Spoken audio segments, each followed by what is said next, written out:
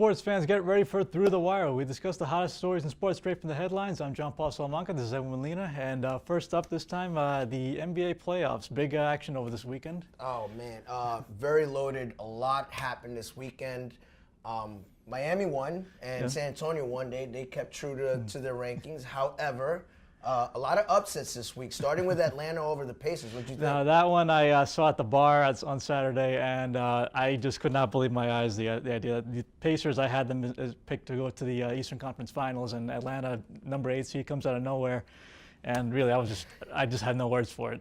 a lot of Knicks fans whining that should have been them, but they didn't earn the spot, so it shouldn't have been them. Let's move on to more action in the playoffs. We have Chicago and Washington.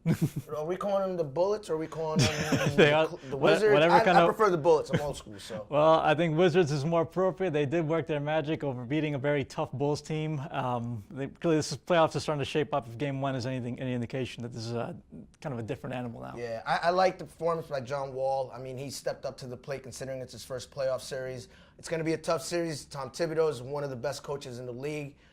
They needed that win on the road, so it was a great win. Speaking of tough series, we had a very bitter battle up in the Great White North. The Brooklyn Nets beating the Toronto Raptors, and more than just a war of words right now. Yeah, it's getting real feisty, that series between the general manager cussing at the Brooklyn team and the Brooklyn team telling them what they can do with themselves.